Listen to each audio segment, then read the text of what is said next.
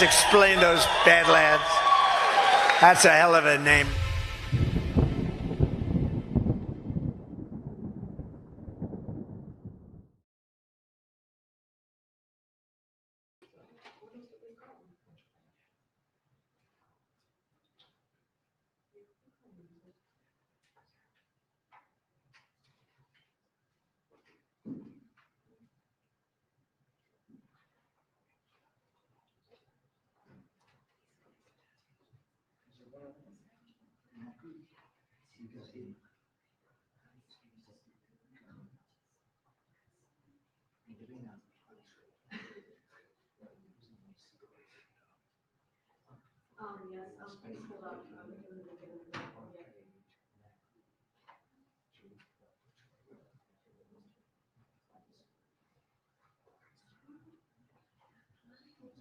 My connectivity is bad, so it doesn't know, so I can't take it yet.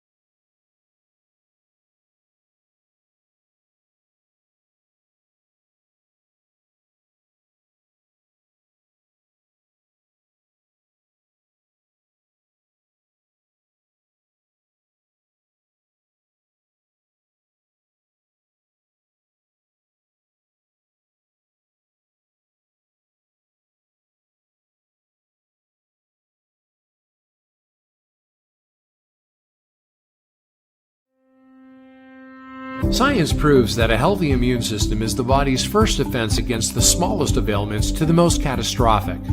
Coriolus versicolor is the most sought-after, all-natural supplement for both humans and pets to help boost the immune system. There are over 400 studies worldwide on its effectiveness in humans, including Sloan Kettering Cancer Center, MD Anderson Cancer Center, and now from the University of Pennsylvania School of Veterinary Medicine. Together, we can help reverse this terrible tide now plaguing your loved ones and give them the immune-boosting supplements that they need.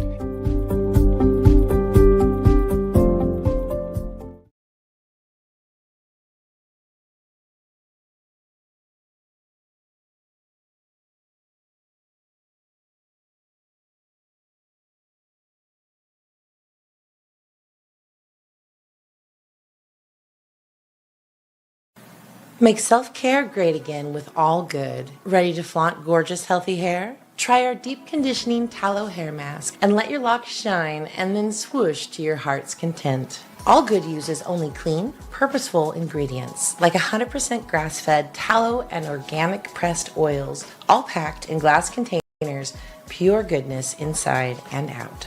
Glow up with All Good's non-tox smoothing serum to rejuvenate and tighten your skin naturally. No toxins, no parabens, no sulfates, no BPAs, and no BS. Grab yourself a bundle with All Good favorites to see what all the buzz is about. And don't forget to leave your review. Shop at badlandsmedia.tv/allgood and a portion of your purchase goes directly to support Badlands Media. Use promo code BADLANDS for 5% off plus free shipping over $75. That's badlandsmedia.tv/allgood, promo code BADLANDS.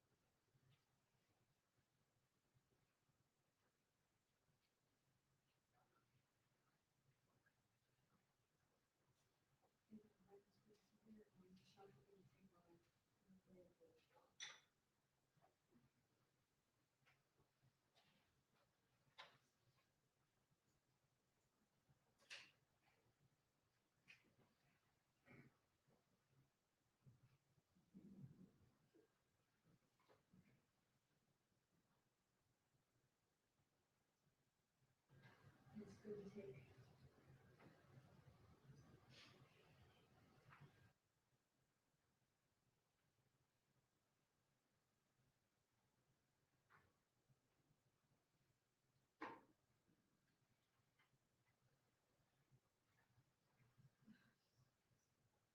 Yes.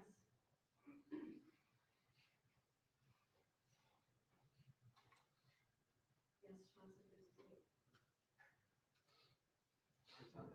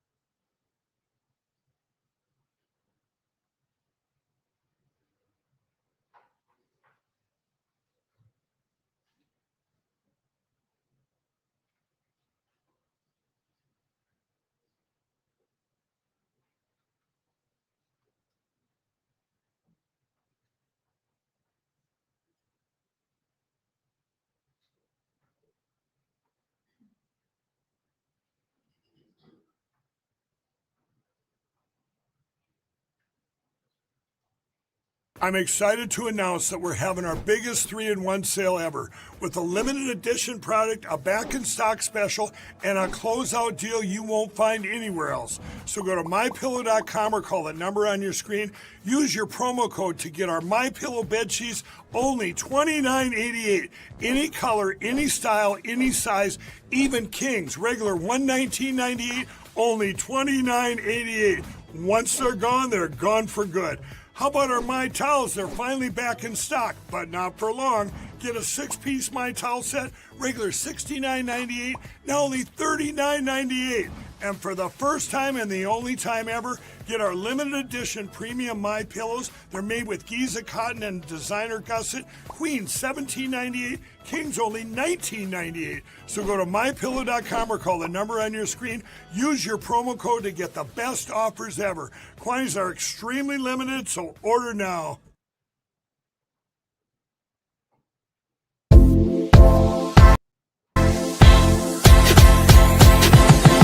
Deodorant should do more than cover you up. It should protect you all day long. Dude, the deodorant stick is legit. I like the mint one. And, you know, you go work out and you kind of get like, you know, you get funky if you work out. Dude, like at the end of my workout, like I'm sweating, shirt got all those sweat. Like I'm like, dude, I still smell good. Like I absolutely love it. If you guys haven't tried it, try it. That's the difference with Soft Disclosure. No aluminum, no chemicals, just clean, natural ingredients that fight odor and keep you fresh through every workout, every meeting, every moment. I've always struggled with the like you can't use aluminum deodorant because you're going to die if you use it kind of thing, because all of the non-aluminum deodorant products suck pretty much. Yeah. This is different. This is all day. You're all day good, and you're not putting any of that disgusting chemicals right near your lymph nodes. Soft Disclosure deodorant, real protection, real freshness, built on truth. Available in mint and lemon grapefruit. Visit softdisclosure.com and use promo code Badlands for 15% off. Soft.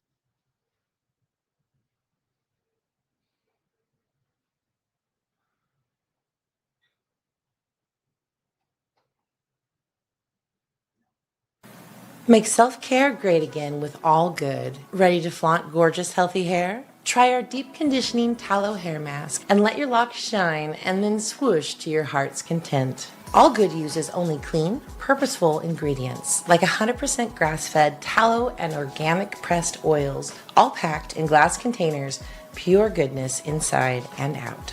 Glow up with All Good's non-tox smoothing serum to rejuvenate and tighten your skin naturally. No toxins, no parabens, no sulfates, no BPAs, and no BS. Grab yourself a bundle with All Good favorites to see what all the buzz is about. And don't forget to leave your review. Shop at badlandsmedia.tv/allgood and a portion of your purchase goes directly to support Badlands Media. Use promo code BADLANDS for 5% off plus free shipping over $75. That's badlandsmedia.tv/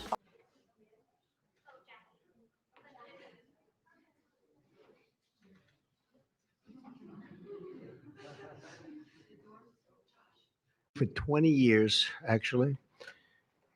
And it's not that everything's 100% understood or known, but I think we've made a lot of strides.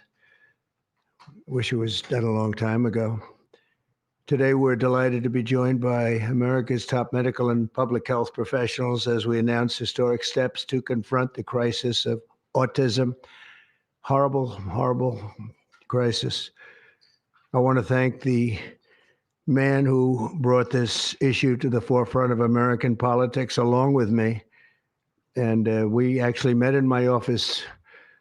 Is it like 20 years ago, Bobby? It's probably 20 years ago in New York. I was a developer, as you probably heard, and I always had very strong feelings about autism and how it happened and where it came from. And he and I don't know, the word got out, and I wouldn't say that people were very understanding of where we were, but it's turning out that we understood a lot more than a lot of people who studied it, we think. And I say we think because I don't think they were really letting the public know what they knew. Thanks as well to the director of the National Institute of Health, Dr. Jay Bhattacharya, FDA Commissioner, Dr. Marty McCary. These are great people. Administrator of the Centers for Medicine and Medicaid Services, Dr. Mehmet Oz, and Acting Assistant Secretary of HHS, Dr. Dorothy Fink. So thank you all. Thank you, Dorothy, very much. The meteoric rise in autism is among the most alarming public health developments in history. There's never been anything like this. Just a few decades ago, 1 in 10,000 children had autism.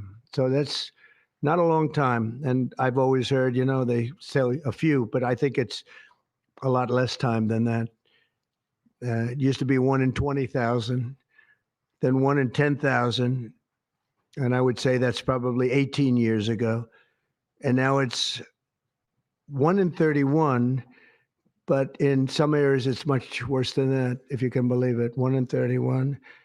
And I gave numbers yesterday. For boys, it's 1 in 12.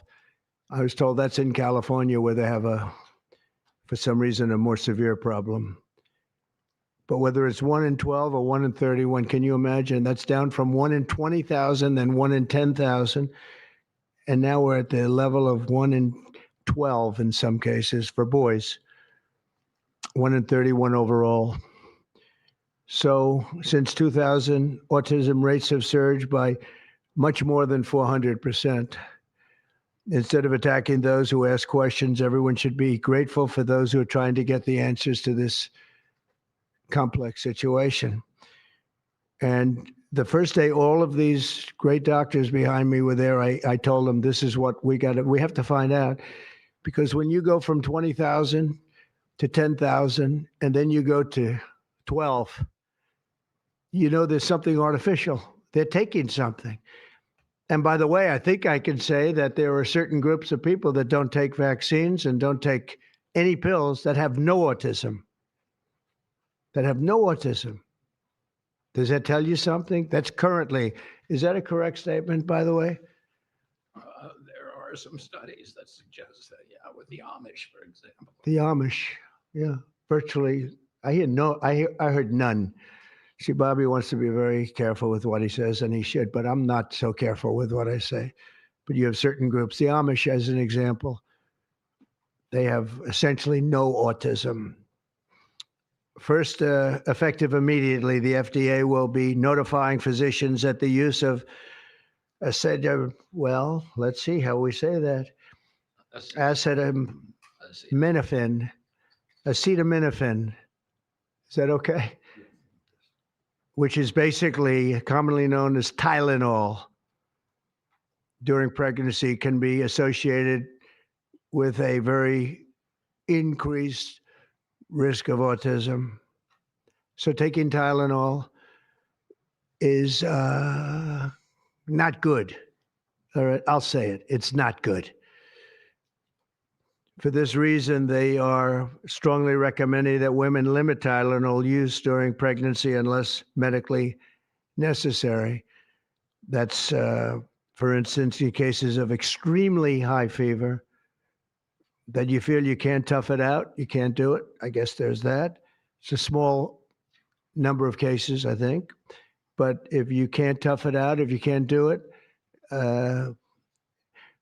that's what you're going to have to do. You'll take a Tylenol, but it'll be very sparingly. It can be something that's very dangerous to the woman's health. In other words, a fever that's very, very dangerous, and ideally a doctor's decision, because I think you shouldn't take it. And you shouldn't take it during the entire pregnancy. They may tell you that toward the end of the pregnancy, you shouldn't take it during the entire. And you shouldn't give the child a Tylenol every time he's born and he goes and has a shot. You shouldn't give a Tylenol to that child. All pregnant women should talk to their doctors for more information about limiting the use of this medication while pregnant. So ideally, you don't take it at all. But if you can't tough it out, or if there's a problem, you're going to end up doing it. The other thing that I can tell you that I'll say that they will maybe say at a little bit later date, but I think when you go for the shot, you do it over a 5-time period. Take it over 5 times or 4 times, but you take it in smaller doses and you spread it out over a period of years. And they pump so much stuff into those beautiful little babies. It's a disgrace. I don't see it. I think it's very bad. They're pumping, it looks like they're pumping into a horse.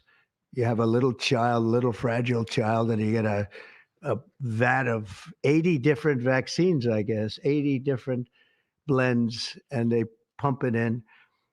So ideally, a woman won't take Tylenol.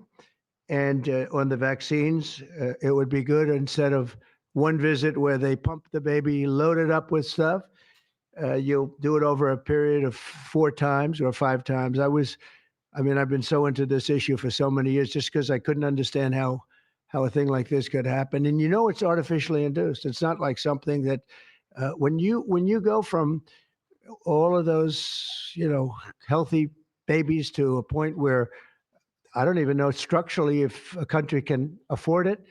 And that's the least of the problems. To have families destroyed over this is just so terrible. I also, and we've already done this, we want no mercury in the vaccine. We want no aluminum in the vaccine. The MMR, I think, should be taken separately. This is based on what I feel, the mumps, measles, and all the 3 should be taken separately.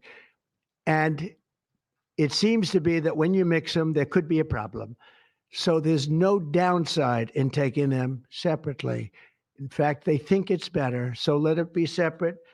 The chicken pox is already separate, because when that got mixed in, I guess they made it for a while, it really was bad. So they make chicken pox. Individually, they're okay. When you mix them, something maybe happens.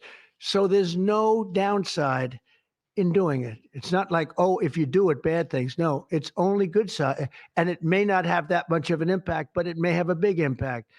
So let those be taken separately. And then hepatitis B is sexually transmitted. There's no reason to give a baby that's almost just born hepatitis B.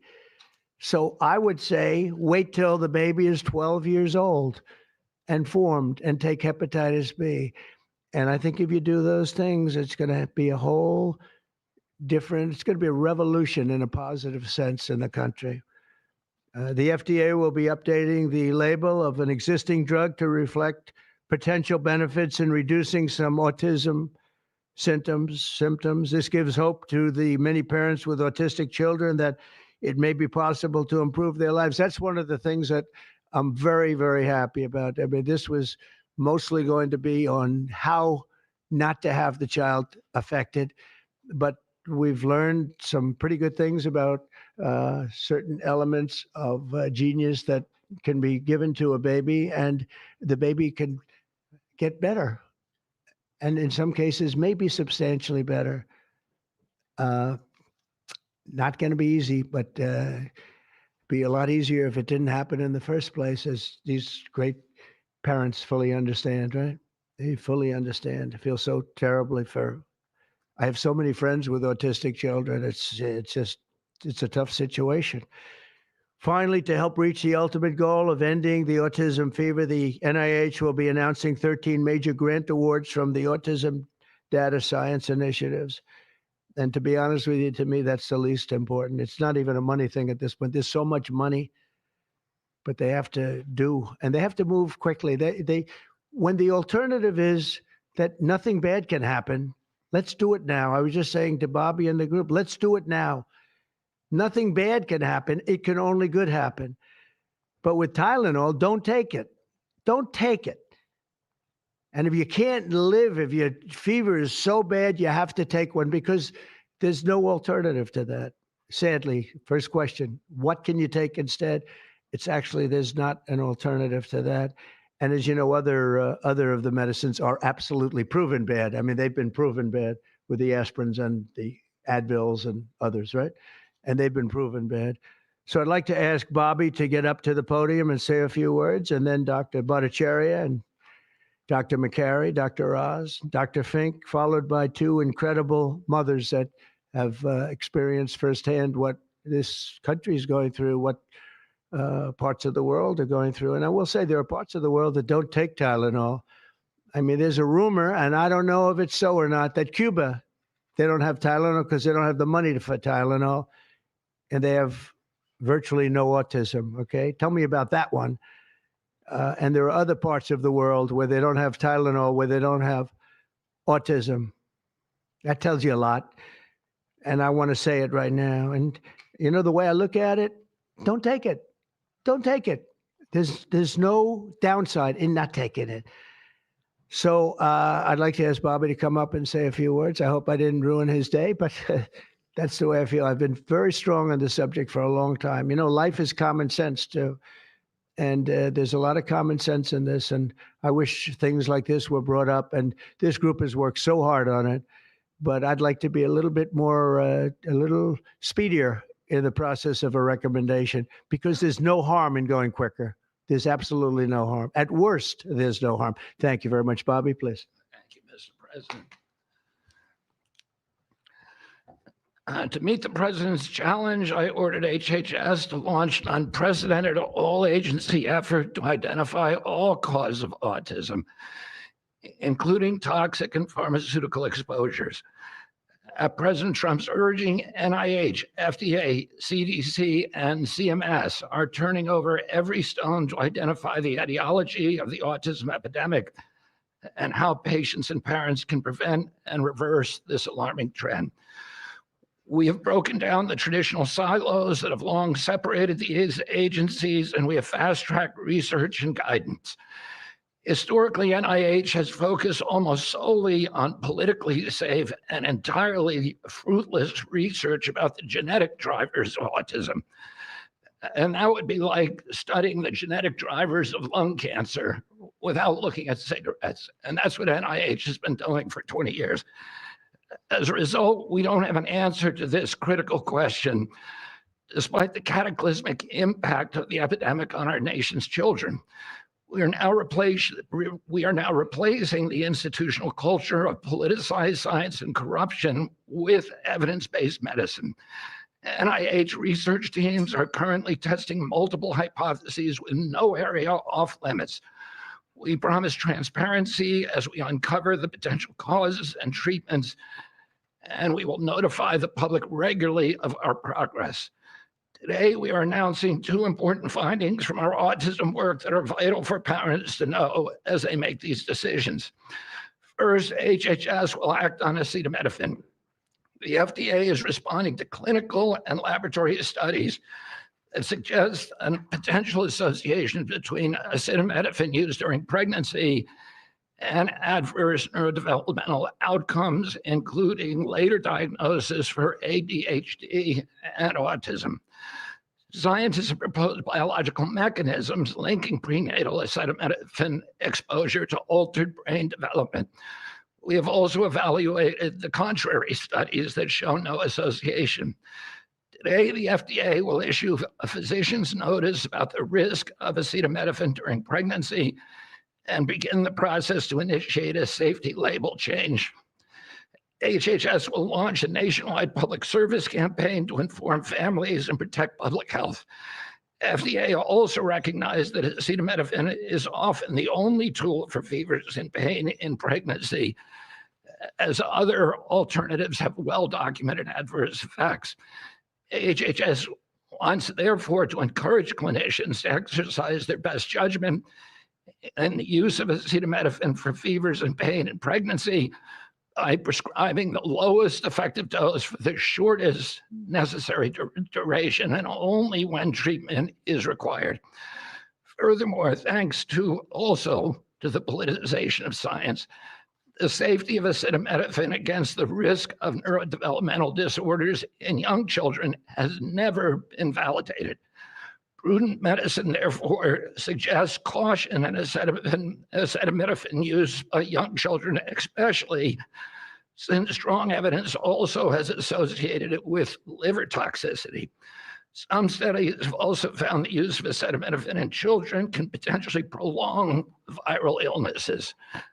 FDA will drive new research to safeguard mothers, children, and families. In addition to a possible acetaminophen connection to autism for pregnant women, infants, and toddlers, our research has revealed that folate deficiency in a child's brain can lead to autism. We have also identified an exciting therapy that may benefit large numbers of children who suffer from autism. Peer-reviewed literature has documented that up to 60% of folate-deficient children with ASD can have improved verbal communications if given leucovorin. I have instructed NIH, FDA, and CMS to help doctors treat children appropriately. Jay will help tell that story, which started with sound science, the kind that restores faith in government. This announcement also represents a historic collaboration between NIH, FDA, CDC, and CMS. We expect this to be the first of many announcements over the coming years that deliver actionable information to parents on underlying cause of autism and the potential paths for prevention and reversal. Finally, autism is a complex disorder with multifactorial etiology. We are continuing to investigate a multiplicity of potential causes with no areas of taboo. One area that we are closely examining, as the president mentioned, is vaccines. Some 40 to 70% of mothers who have children with autism believe that their child was injured by a vaccine. President Trump believes that we should be listening to these mothers instead of gaslighting and marginalizing them like prior administrations. Some of our friends like to say that we should believe all women. But some of these same people have been silencing and demonizing these mothers for 3 decades because research on the potential link between autism and vaccines has been actively suppressed in the past. It will take time for an honest look at this topic by scientists. But I want to reassure the people in the autism community that we will be uncompromising and relentless in our search for answers. We will perform the studies that should have been performed 25 years ago. Whatever the answer is, we will tell you what we find. We are researching this issue to all 3 agencies. Jay will discuss one of our research initiatives at NIH. This model of unleashing unbiased, depoliticized, gold standard scientific research and academic freedom to deliver actionable information to prevent and reverse disease will be a model for the framework to deliver similar results many other chronic conditions that plague Americans. Jay? Thank you, Secretary Kennedy, and thank you, President Trump. Thank you very much. I'm proud to announce today that the NIH has launched the Autism Data Science Initiative to turbocharge autism research, devoting an additional $50 million to the cause of studying autism. Nearly 250 research teams from across the country applied, sent in their applications, and were peer reviewed by the NIH review panels. The NIH peer reviewers chose the 13 best projects focused on root causes and therapies, with replication and validation studies to guarantee gold standard science. The studies feature a new kind of science called exposomics, where scientists consider environmental and medical factors, nutrition, events during pregnancy, in combination with biology and genetics to answer vital questions about autism. Science like this, conducted in partnership with families and physicians, is the best way to arrest and reverse the autism epidemic. Autism spectrum disorder encompasses a very wide range of symptoms, ranging from mild difficulties with social interactions to profoundly autistic children who experience severe disabilities in speech and behavior. Given this wide range of symptoms across the spectrum, it seems certain that there will be a wide range of biological contributors to explaining the cause. The great thing about the new NIH initiative on autism is that scientists will use rigorous advanced methods in causal inference, machine learning, organoids, and other fresh approaches to the problem. The sharp rise in the prevalence of autism deserves an urgent response by the scientific community. As Bobby said, the NIH has invested a lot of money to study autism over the years, but the research has not produced the answers that families and parents of autistic children deserve, and autistic children themselves deserve. For too long, it's been taboo to ask some questions for fear the scientific work might reveal a politically incorrect answer. Because of this restricted focus in scientific investigations, the answers for families have been similarly restricted, often pointing families to behavioral therapies that don't work for every kid, or suggest non-modifiable genetic factors as the cause. But genetics alone can't explain such a sharp rise in autism prevalence over just a few decades, as the president said. In coming months and years, as NIH scientists learn more that can help autistic children and their families, we won't delay. Like scientists often like to do, I can say as a scientist myself, it's really tempting to delay, but but in face of a problem like this, you have to move fast. But we will not delay before telling American people about what we find, and we will win the public trust with transparency and rigor. Already, our broadened focus on autism research has pointed to 2 items that will help families prevent and treat some cases of autism. I'll leave the good news on these 2 items to my close friends and colleagues, Dr. McCary and Dr. Oz. We've been working together closely on this problem for the past 6 months, and our cooperation represents an unprecedented collaboration with Secretary Kennedy's Department of Health and Human Services and with President Trump. I'm delighted to introduce Dr. Marty McCary, Commissioner of the Food and Drug Administration, who will tell you about these announcements of practical help for families with autism. Great, thank you, Dr. Bhattacharya. Mr. President, this is the start of a historic shift in medical culture. This administration is working together to ask big questions about why our nation's children are getting sick so fast. Too often, medicine is doing small little studies, giving us answers we already knew. But we've got to make a difference. You've given us a charge to identify root causes, and we are not going to stop so that we can end the suffering we are watching. And if you've seen a kid with autism, with severe autism, it's hard to watch. Kids get frustrated, they get angry, they can be crying because they want to speak and they can't speak. It's hard to watch, and it may be entirely preventable. For an epidemiologist, that child is an expanding statistic, but for a child, it can be brutal to have autism. Today, the FDA is taking action to update the label on acetaminophen and sending a letter to all U.S. doctors letting them know about the risks in pregnancy. We now have data we cannot ignore.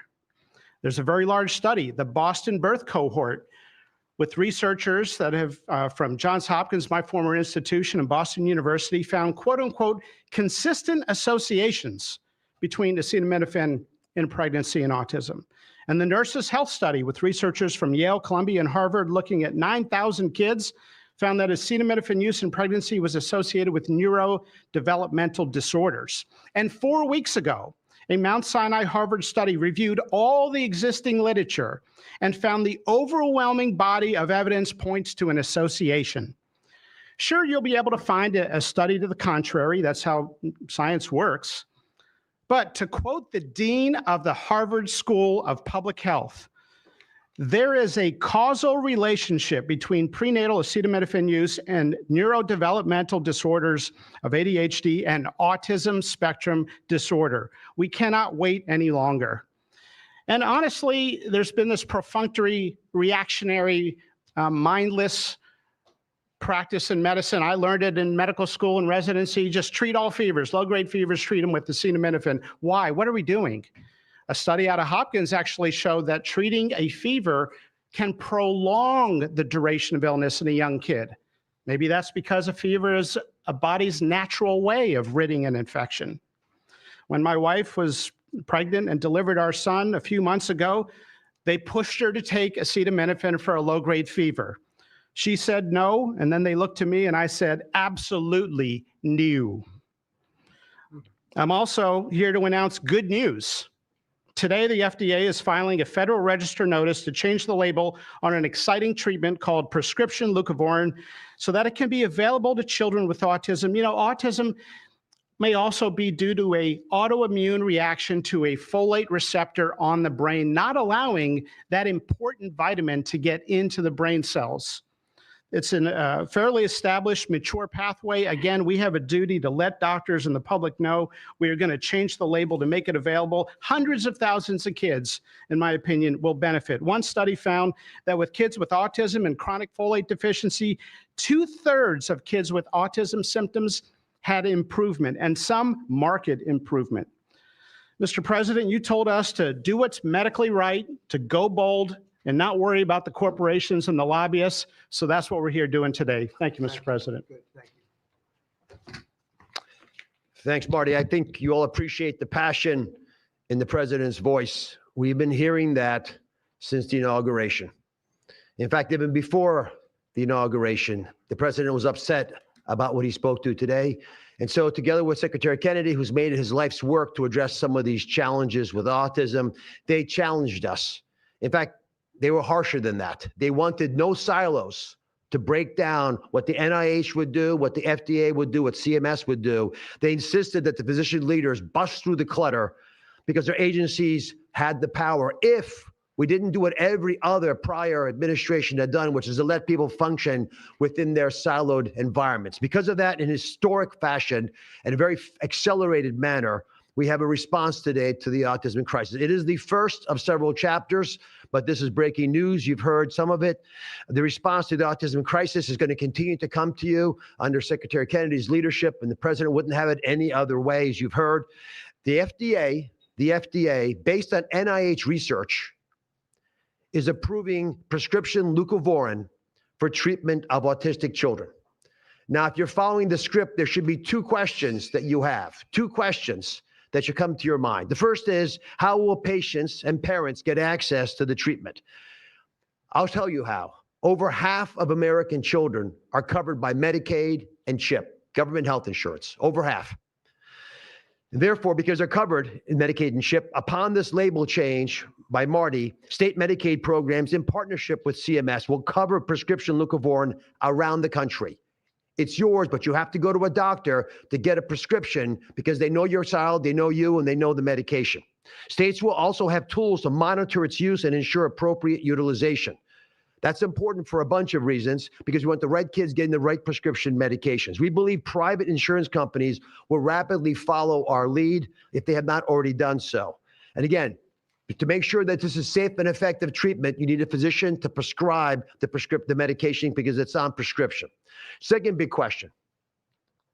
How are we going to collect clinical data to answer the big questions that the president is asking and the secretary insists that we offer? CMS is also issuing guidance to convene states and existing research networks to support NIH and FDA in their research efforts of prescription leucovorin, while also maintaining the privacy of all patients, all health information of our beneficiaries. Collecting real-world data, which is what many of you have been asking us to do in the community, is fast. It is life-saving, and we'll get answers based on what happens over the next few months with this approach. The aggressive approach, and it is aggressive, demanded by the president and by the secretary, have already identified risk factors and opened the door for the first FDA-recognized treatment pathway for autism.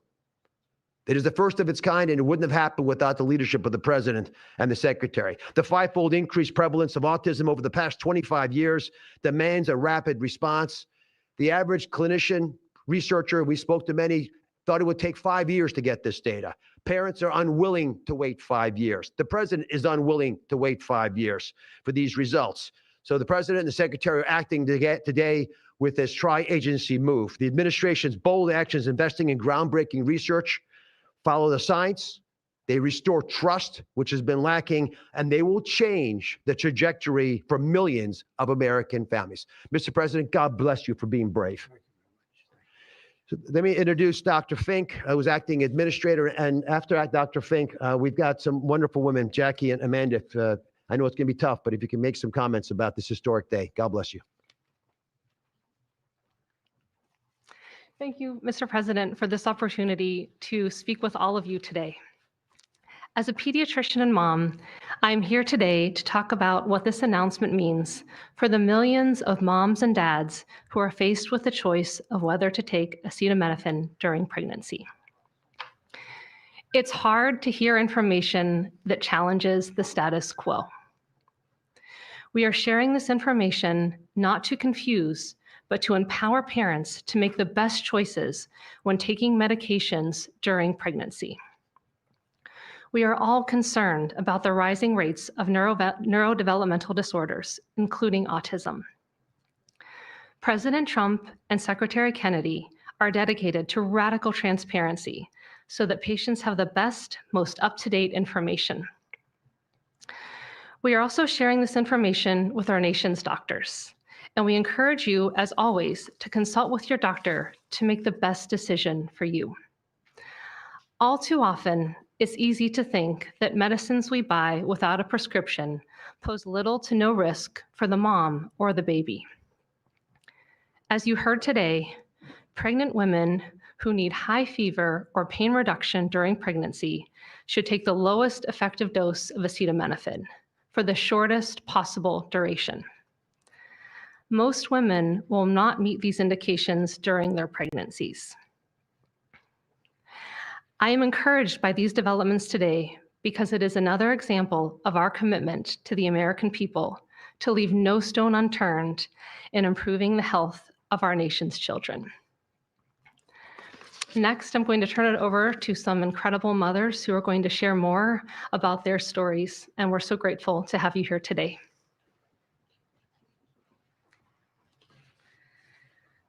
Thank you. Thank you, Mr. President and team, for all your work.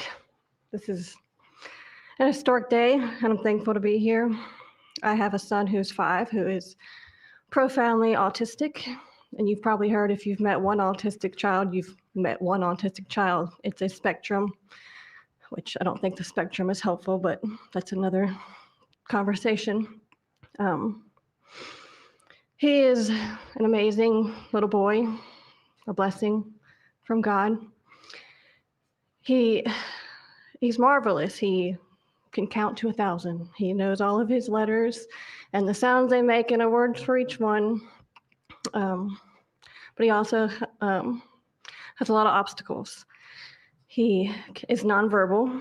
He can say those numbers and letters, but there's no communication. Unless you've lived with profound autism, you have no idea. You have no idea. He, like you said, he will get frustrated because he can't speak. It's not even that he can't speak. Sometimes he just doesn't understand what I'm saying. He understands the word no, but he doesn't understand the why behind the no. And that's a huge part of discipline. That's the discipline. So it's very hard to discipline a child with autism so you have these behaviors. And it's a very hopeless feeling. It's very isolating being a parent with a profound autistic child.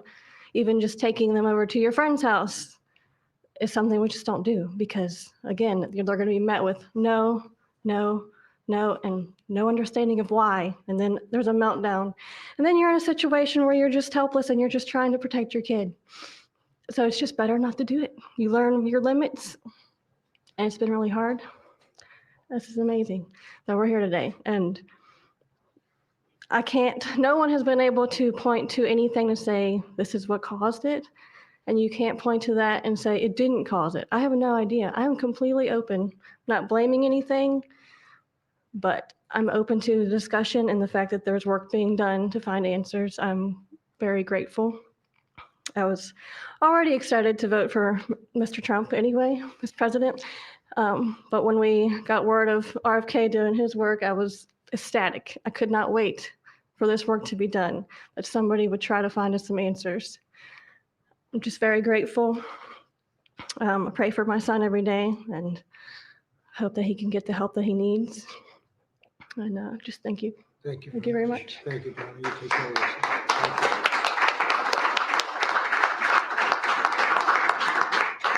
Hi, my name is Jackie. I'm also extremely grateful for the opportunity to be here and share my son's story.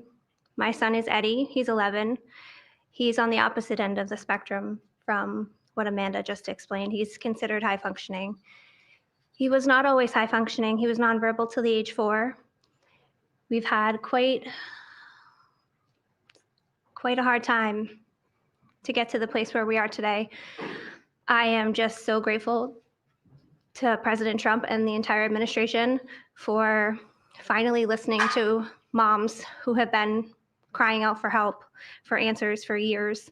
I've met so many other moms with children on the spectrum in the 9 years since my son's diagnosis, and they all have very similar stories, and they've all just wanted somebody to listen, to not ridicule them or look at them like they were the crazy people. It's hard when you don't have doctors that take the time to really listen and find out when the change happened and what change happened. And it's just, I've been praying for this day for 9 years, and I'm so thankful to God for bringing the administration into our lives. And I'm speechless. This day is a day I never thought would happen. I thought that we would never have an administration that was courageous enough to look into things that no prior administration had. So I'm just here to express my gratitude, and I am looking forward to what comes from this, and hopefully we just get more answers. So thank you. Thank you very much.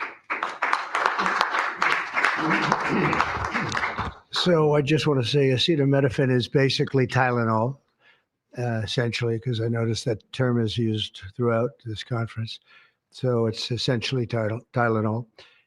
And I just recommend strongly that you don't use Tylenol unless it's absolutely necessary. I understand it's maybe 10% of the women that are pregnant are, would perhaps be forced to use it. And that would mean you just can't tough it out. No matter what you do, you can't tough it out. So that's up to you and your doctor. But there's a very strong recommendation, maybe stronger from me than from the group, because they're waiting for certain studies. I just want to say it like it is. Don't take Tylenol. Don't take it. If you just can't, it's fight like hell not to take it. There may be a point where you have to, and that you have to work out with yourself. So don't take Tylenol. Other things that we recommend, or certainly I do anyway, is, and it's so important to me to see the doctor 4 times or 5 times for a vaccine. Don't let them pump your baby up with the largest pile of stuff you've ever seen in your life going into the delicate little body of a baby. Even if it's 2 years, 3 years, 4 years, you just break it up into, I would say 5, but let's say 4 visits to the doctor instead of 1. And certain things I think you should do. We've already taken out and are in the process of taking out mercury and aluminum now. You know what mercury is. You know what aluminum is. Who the hell wants that pumped into a body? And there were rumors about both of them for a long time. But we're having them taken out. We're having them taken out of the vaccines. Hepatitis B, again, that's sexually transmitted. And we think you should wait. I think you should wait till 12. I'm just making these statements from me. I'm not making them from these doctors, because when they talk about, different results, different studies, I talk about a lot of common sense, and they have that too. They have that too, a lot. But I recommend the hepatitis B. Take it at 12. sexually transmitted. You don't have to give it to the baby when the baby's 2 years old. And there are a lot of theories on that, but not when they're 12. Doesn't seem to be a problem at all. The MMR and the chickenpox. Chickenpox has already been broken out. It's a singular shot, but the MMR is not. And I've heard for years that there's a problem with it, but they say that there's no problem if you do each shot separately, not put together. So an MMR, go out and do it separately. Don't take Tylenol. Don't give Tylenol to the baby after the baby's born. Every time the baby gets a shot, the baby gets a shot. They say, here, take a cup of Tylenol. I've heard that for years. Take Tylenol. Don't take Tylenol. Don't have your baby take Tylenol. Now, Tylenol is fine for people that aren't pregnant, that aren't in the situation that we're talking about. One very specific situation. If you're pregnant, don't take Tylenol. When you have your baby, don't give your baby Tylenol at all, unless it's absolutely necessary. Don't do it. Break up your visits to the doctors. Break them up. Do it in 5 if you can. Now, it's inconvenient. It's inconvenient. Oh, you got to have to go back another year later. You're going to go back each year for 4 years, 5 years, 3 years. Just break it up. Break it up, because it's too much liquid. Too many different things are going into that baby at too big a number. The size of this thing, when you look at it, it's like 80 different vaccines and beyond vaccines, and 80. Then you give that to a little kid. I mean, I can tell you that I had a woman who worked for me, a beautiful, wonderful woman, worked in Trump Tower, and she had the most perfect child, beautiful, just perfect. And I remember this little blonde-haired boy running around the lobby of Trump Tower, so healthy and so vibrant. And I said, that's great. One day I came in and she was crying her eyes out behind the counter. She worked at the front desk. She was crying her eyes out. I've never, as much as I've ever seen anyone distraught, she was. I said, are you okay? What happened? My boy, I've lost my boy. What does that mean, your boy? My boy, you know him, sir. You've seen him grow up. He was so beautiful. And I took him for a vaccine, sir. And he developed this unbelievable, I think she said 107, 108. You know, it goes well beyond when this happens. It goes up to 106, 107, 108. You know, we hear 105 and you're in trouble, but it just goes up to a level that you never hear about, but it goes up very high. And it's fried. They get fried. She said, I took him, he developed an unbelievable temperature. And I've lost him, sir. He's gone. And then I saw the boy. It was so tragic to see. That was the following day. After the vaccine. And I've seen it 2 other times, and I think 3 other times, but 2 other times where they go to the doctor and they get the vaccine, they get the shot. The kid is, badly hurt. Let's be nice, badly hurt. And just do it. Break it up into 5, break it up into 4, break it up into 3 if you have to, but go to the doctor 4 times instead of once, or 5 times instead of once.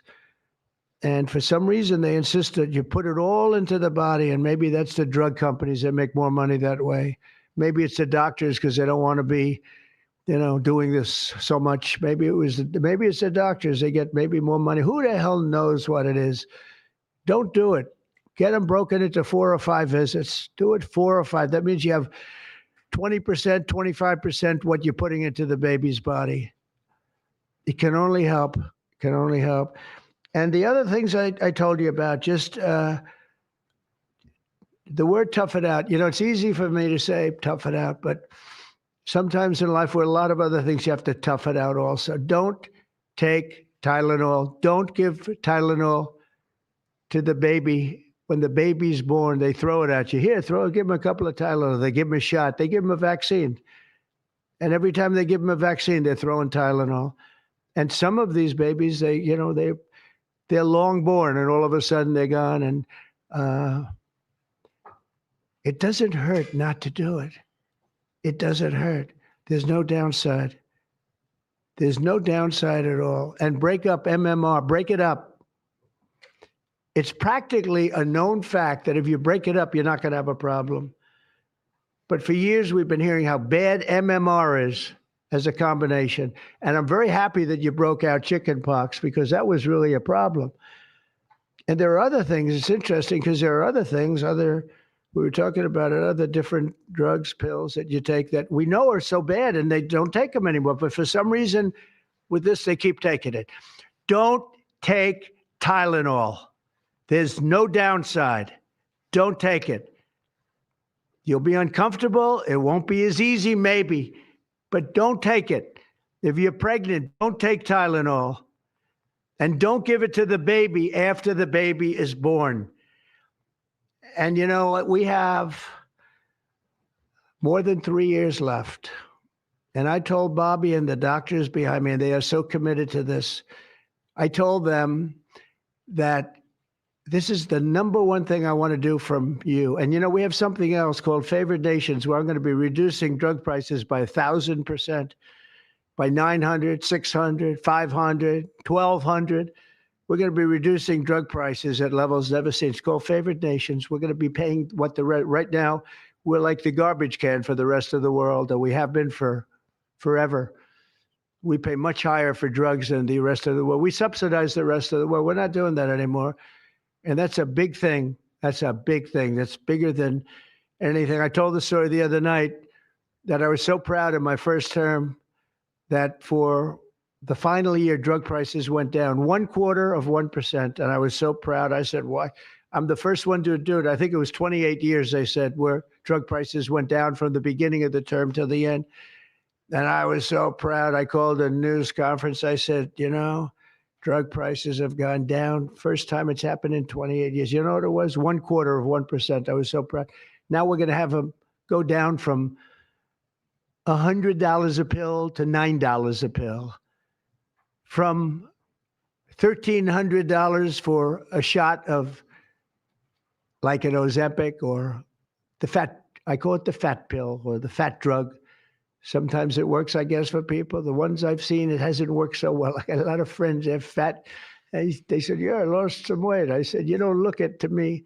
But they paid $1,300, $1,200, and they go to London and they pay $88. And they call me, they go, what's this all about? We're subsidizing the rest of the world stupidly because we have a lot of stupid people in this country running things. And how big is that? But to me, that's nothing compared to autism. I see that gorgeous boy. I have a big present for him in the back. You know, you bring him back. We're going to bring him into the Oval Office. I have the best present he's ever going to get, okay? A big one. I saved it for you, okay? Because I heard you were coming. Look how beautiful he is. So that's it. There's nothing much to say. Don't take Tylenol if you're pregnant, and don't give Tylenol to your child when he's born or she's born. Don't give it. Just don't give it. And we're going to have, I think, really, if you do all the things that I say, break it up, just break it up, break up the shots with the doctor. MMRs, as I told you, separate. Chickenpox already separate.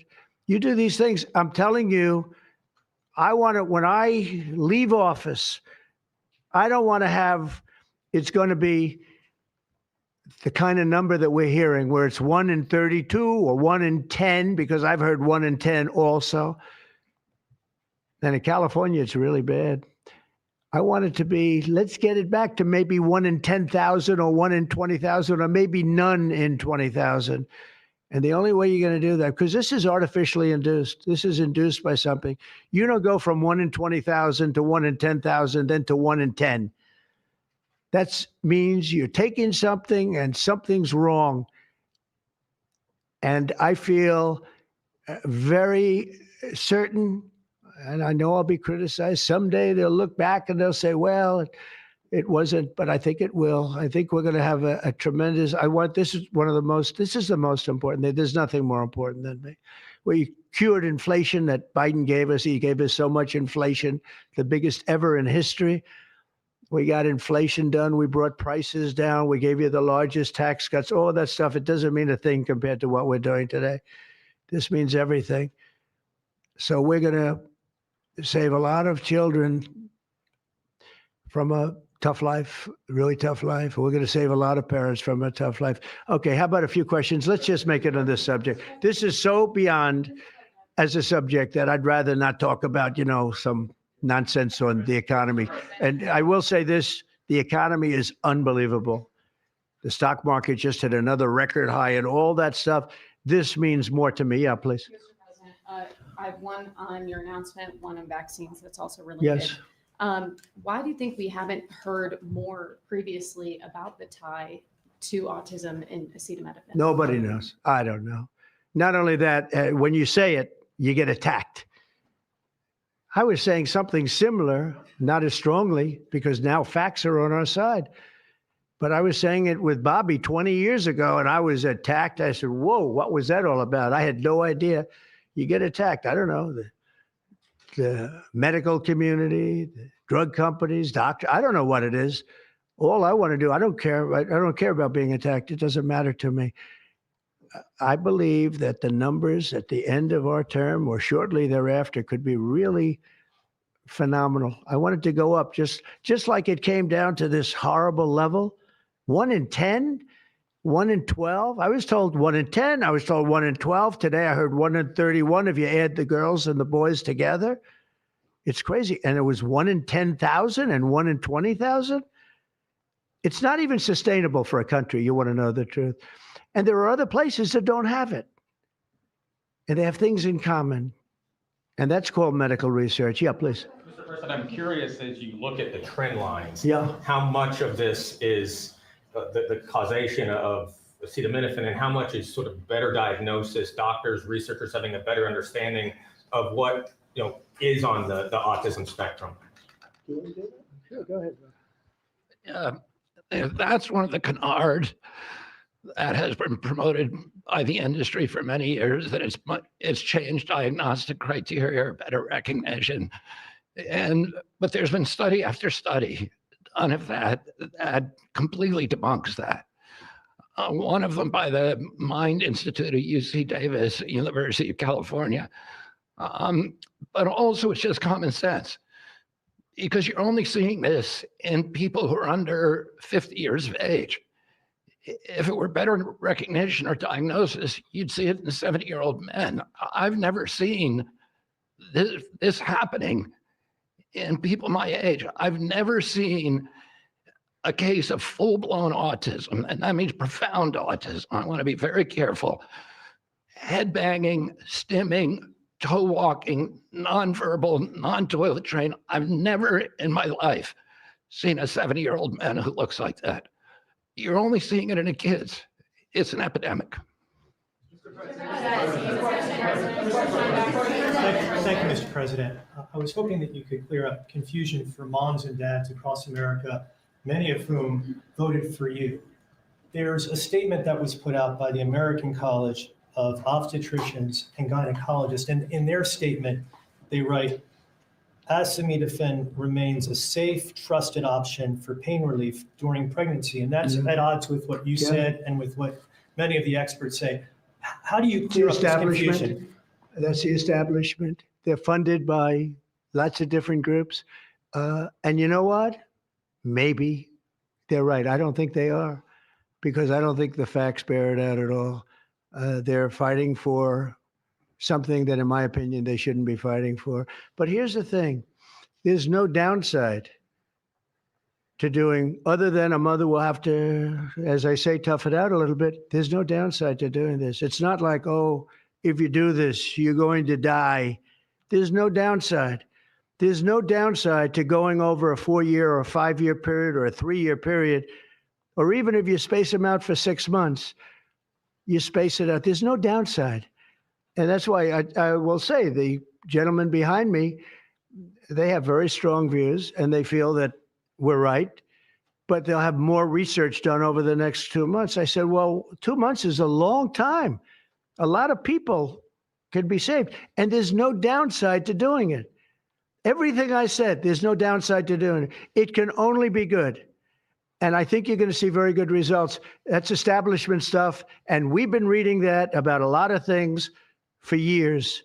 And you know what's happened? We've gone from 1 in 20,000 to 1 in 10,000 to 1 in 32 to 1 in 10.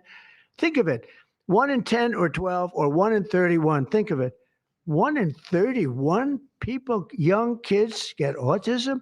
What is it, Jeff? My question is about leucovorin. You mentioned that as part of your plan. That is also a chemotherapy treatment. Have you been in touch with the drug companies to Why don't increase I have the production doctor about answer that? that? And I'm going to throw in my follow-up at the same time. Dr. Oz mentioned that this will be available with CHIP, children who are on CHIP. But the big beautiful bill reduced funding for CHIP and Medicaid by $1 trillion over the next 10 years. Are you concerned that that will impact your ability to get this drug out? I'll explain it to you in a second, but please go ahead. Thank you. Leucovorin is not a chemotherapy, but it is a vitamin given with chemotherapy sometimes. And the idea here is that the folic acid receptor in the brain is blocked by some antibody response. It might be 20, 40, 50% of kids with autism. And leucovorin will bypass that blocked receptor. And that's why so many doctors are probably seeing so much clinical improvement on kids with leucovorin. So are you going to increase production? Yeah, we've been in touch with the companies, and they are prepared to ramp up production. And we actually talked to them about a month ago. And on your second part of your nasty question, the number is that the great big beautiful bill, which is the greatest, I think one of the best things ever passed in the history, with the tax cuts and regulation cuts and all of the things it does. No tax on tips, no tax on Social Security, no tax on overtime. All of it does. It also gives $200 million, as just explained by Dr. Oz. And I'd like you to explain that to exactly what you're saying. The Big Beautiful Bill actually increases Medicaid spending projected over the next 10 years by $200 billion. There's also a $50 billion rural health transformation fund, which will allow a lot of these programs to get in the rural parts of the country that the president and Congress are handing to governors to start distributing. Those grants have already gone out. The money will be allocated by the end of this calendar year. And I want to point out that the ability of NIH to do research that feeds and hands the ball to the FDA, which then can change labeling to allow Medicaid programs in states to fund this program, will ensure that the things that President Trump and Secretary Kennedy desire are financially affordable for the families around America. You mentioned CHIP. That's why I asked that question. You mentioned that CHIP would fund this for children. Well, most of the kids are on Medicaid, probably 43% on Medicaid, another 8-10% on CHIP. And all the programs in general are being evaluated. Most of what the One Big Beautiful Bill was seeking to do was to remove fraud, waste, and abuse. But the programs themselves should stay financially intact for the people for whom they were designed, and in this case, for children. And the only thing we cut, so that's 200 billion positive. The only thing we cut was for fraud, waste, and abuse, of which there was a lot in this country, and nobody minds that. Yeah, please. Mr. President, you said that there is no reason to give newborn babies hepatitis B vaccines. But hepatitis B can be contracted not just through sexually transmitted diseases, sometimes from needles to open wounds. So when you say you feel, is that appropriate to be telling? I think it's public? absolutely appropriate. I think they should wait till they're 12 years old. Yes, please. Mr. President, thank you all for being here. You've been talking about reducing autism by spacing out vaccines. Would you like other combined vaccines babies receive to be spaced out, like MMRV? What is this again? You've been talking. Speak up, please. Sir. You've been talking about reducing autism by spacing out vaccines. Right, correct. Would you like the other combined vaccines babies receive to be spaced out, like MMRV? I would say yes, but that just is, for me, it's a lot of common sense involved in this. It's a process, but we're looking, but it should at least be given separately. Now, it's possible that you can reduce them and give it, I'd give them in small doses, but it's possible maybe in that particular case, the MMR wouldn't work in small doses, but you can certainly give them as separate shots. It's been proven to be very safe when you give them in separate shots instead of mixing. So I don't think there's any reason to do that. Do you agree with it? I'm not a doctor, but I'm giving my opinion. I don't think there's any reason to do that. So it's been proven to be safe when you break them up. But MMR by itself, I've heard bad things about it for many years. Yes, please. Is the spectrum too broad, in your opinion? For research purposes, you are dealing with a population of children who might have social boundary difficulties, and then you have children who are, going to grow up to be adults in diapers. I mean, what do you think? we don't know how broad the spectrum is. We don't know exactly where it starts and where it ends, but we do know what we're going through. We're going through some very serious trouble, and we know autism. I mean, it could be bigger, it could be small, a little bit smaller, but the number is unacceptable. And the number, the way it's come down, because the spectrums remain the same, the number, the way it's come down is just unacceptable, meaning come down to that level of 1 in 10, 1 in 12, 1 in 31. Mr. President, medical professionals. Go ahead in the back. Mr. President, this question is more directed towards Secretary Kennedy. It was talked about that we're just kind of finding out about the fact that babies are affected this way. Is there a concern that information is being suppressed right now within HHS, and could an investigation perhaps be launched seeing any more Well, I think information has been really not given out very freely over the years, absolutely. And I think that's by drug companies and maybe doctors, but I certainly think that over the years. I think this is a different group. We have a lot of information. And that information, I mean, it's the information that we have that we're making these statements. And I'm making them out front, and I'm making them loud, and I'm making them strongly not to take Tylenol, not to take it. Just don't take it unless it's absolutely necessary. And there's not too many cases where that will be the case. And again, what's the worst? The worst is nothing can happen. It's very positive. That's a positive thing. But I don't believe I don't actually believe that's possible. I think the results are going to be amazing. I want to see amazing results by the time I leave this beautiful building. And I will consider this, I believe, with the wars, I've stopped 7 different wars. I've saved millions of lives. I've done a lot of things. This will be as important as any single thing I've done, because I know ladies, beautiful ladies just like this, that are going through the same thing. And it's not easy. And I admire you for being able to do it. But I admire him too. I wish I had a face that looked like that. If I looked like him, I would have been president a long time ago. Tylenol is widely used in other countries too. As you make this announcement, do you expect your decision may affect I hope other they countries? follow it. Yeah. I hope they follow it. Yeah. Other countries are, sell Tylenol. Some countries don't. I mean, I hear Cuba now. Again, you'll have to check this out. But I hear Cuba doesn't have it because it's very expensive, and they don't have the money to have it, or they don't want to spend the money to have it. They don't have Tylenol, and I hear they have essentially no autism. So you'll have to check it out. Yeah, Brian. Medical professionals have warned for decades. I said, no, not you. You're CNN. You're fake news. Go ahead, Brian. Thank you, Mr. President. I want to go back to the Amish community, if I can, just for a second. I recently saw a man from Minnesota, an Amish man from Minnesota, on a podcast, and the host asked him what the rates were for like ADHD and autism, and he had no idea about ADHD, didn't know that it existed, and certainly didn't know of any cases. What are they doing? It doesn't exist with the Amish community, and they don't take all of this junk. It doesn't exist. That tells you, doesn't that tell you? That's like, that's like certain countries where it doesn't exist and they don't take it. Would you like to make a comment about that one? The Amish population, a very mixed group. So there's a subset that take vaccines, a subset that does not. And we know they have very low rates of chronic disease all across the board. Please. Thank you, Mr. President. Should the establishment media show at least some openness to, trying to figure out what the causes of autism are? I wish they would, yeah. And why are they so close-minded? Well, look, it's not only the media, in all fairness, it's some people. When you talk about vaccines, they go crazy. And, I'm a big supporter of vaccines. I got a certain vaccine approved in 9 months that would have taken from 5 to 12 years. I'm very proud of it. A lot of people think it was one of the greatest things I've done. And some people think, mostly Republicans, actually. I'll tell you, the Democrats think they think Operation Warp Speed was one of the greatest things any president has done, any president. It's, we're very proud of what happened. We got hit with something that came from a place that shouldn't have happened, but it did happen. Those things take place, and you're very unpleasantly surprised. But no, I'm a big believer in vaccines, the polio vaccine, big believer in vaccines. I know Bobby and you guys have it out a little bit, but he's a believer in vaccines too.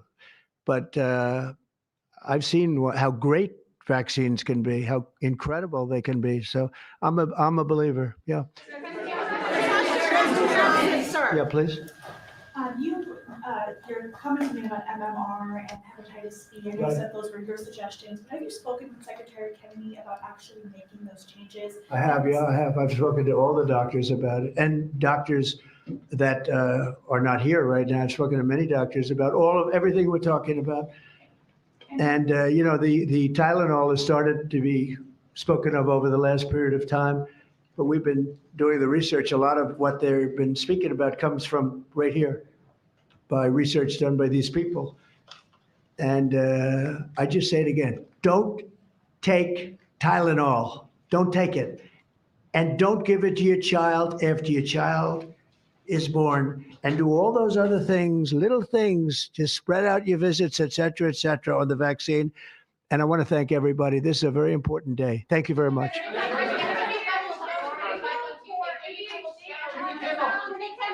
What do you mean with the Democratic leader, sir?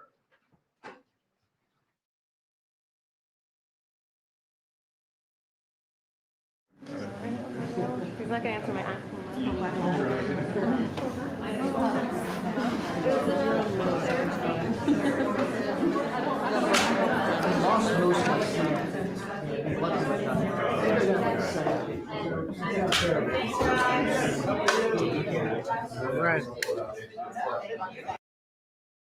Get ready to ignite a revolution with soft disclosure.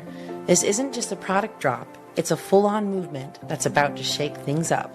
This is personal care that doesn't mess around. No compromises, just pure, unapologetic quality. First up, the lotion.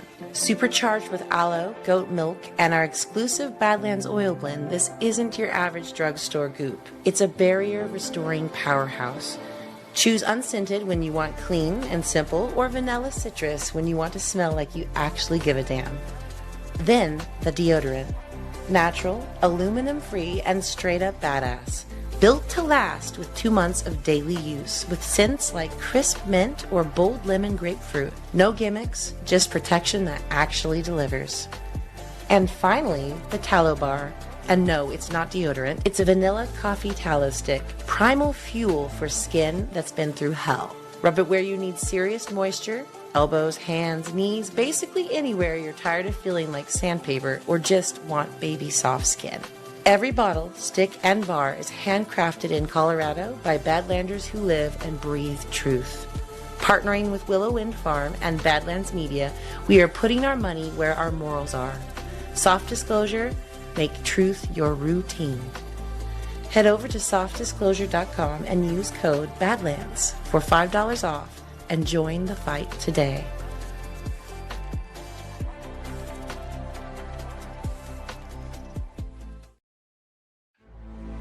Thank you so much for joining us, and don't forget to hit the thumbs up on this video. And a special thank you to all of our advertising partners. Please remember to shift your dollars to support those businesses that support Badlands Media.